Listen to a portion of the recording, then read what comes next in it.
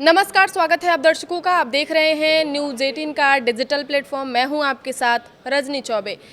देश भर में आज दवा की दुकानों के बाहर शटर लगे रहेंगे। All India organization of chemist and druggist AIOCD ने 20 मई को राष्ट्रव्यापी हड़ताल का ऐलान किया है। संगठन का दावा है कि देश भर में लाखों मेडिकल स्टोर इस बंद में शामिल हो सकते हैं। दिल्ली से लेकर मुंबई, कोलकाता, पटना और जयपुर तक दवा बाजारों में इसका असर दिखाई देने लगा है। केमिस्ट संगठनों का आरोप है कि ई-फार्मेसी और इंस्टेंट मेडिसिन डिलीवरी ऐप्स बिना स्पष्ट नियमों के काम कर रहे हैं। इसमें छोटे मेडिकल स्टोरों का कारोबार प्रभावित हो रहा है। वहीं दूसरी तरफ दिल्ली NCR में ट्रांसपोर्ट यूनियनों ने भी 21 से 23 मई तक हड़ताल का ऐलान कर दिया है। यानी आने वाले दिनों में दवाओं की सप्लाई से लेकर सामान ढुलाई और टैक्सी सेवाओं तक पर असर पड़ सकता है।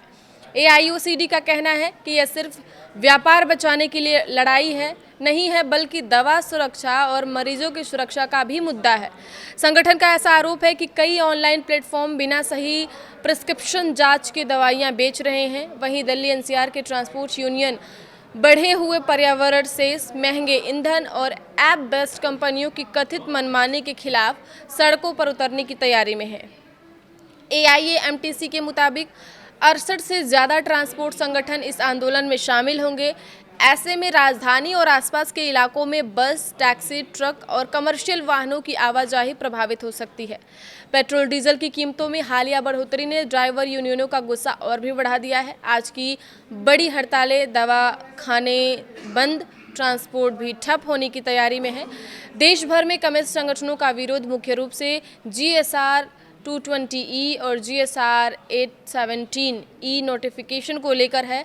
संगठन का ऐसा कहना है कि इन नियमों की वजह से ई-फार्मेसी कंपनियां कानूनी धुंधले क्षेत्र में काम कर रही हैं। वहीं दिल्ली NCR में ट्रांसपोर्ट यूनियन पर्यावरण सेस बढ़ाने और BS4 वाहनों पर प्रस्तावित प्रतिबंध के खिलाफ आंदोलन कर रहे हैं। AIOCD महासचिव राजीव सिंघल ने कहा कि ऑनलाइन फार्मेसी कंपनियां गलत या फर्जी प्रिस्क्रिप्शन पर भी दवाइयां दे रहे हैं।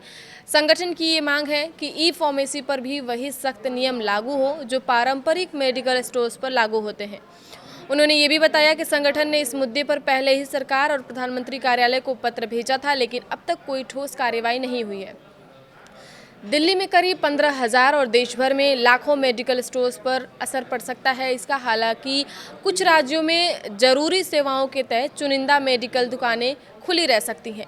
कई जगह मरीजों और उनके परिजनों को दवाइयों के लिए परेशानी का सामना भी करना पड़ सकता है। खासकर बुजुर्ग और नियमित दवाइयों पर निर्भर मरीजों की चिंता बढ़ गई है। ई-फार्मेसी को लेकर क्या है विवाद, इस बारे में समझ लेते हैं। तो AIOCD का ऐसा आरोप है कि कोविड काल में लागू किए गए अस्थायी नियमों का इस्तेमाल अब बड़ी ई-फार्मेसी कंपनियां अस्थायी कारोबार मॉडल के रूप में कर रही हैं।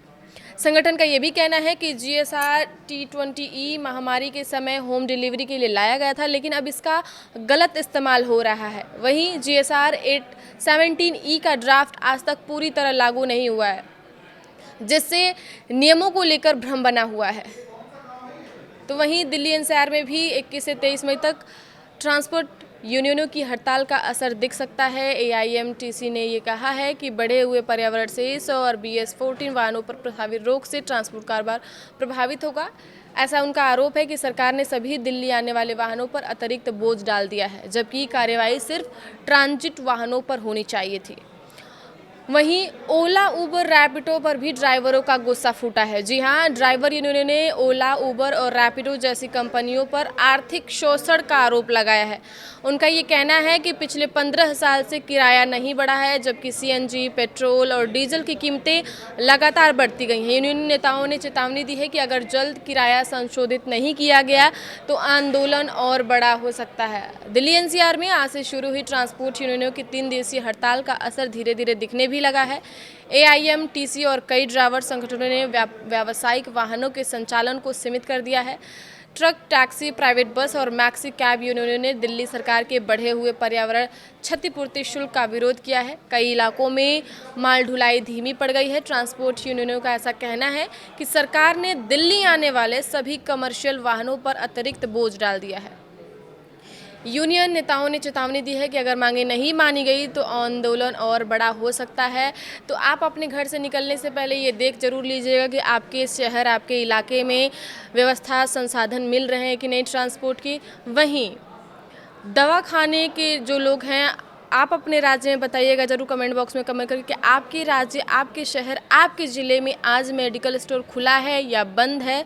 आगे की खबरों के लिए आप देखते रहिए न्यूज़ 18 का डिजिटल प्लेटफॉर्म। धन्यवाद।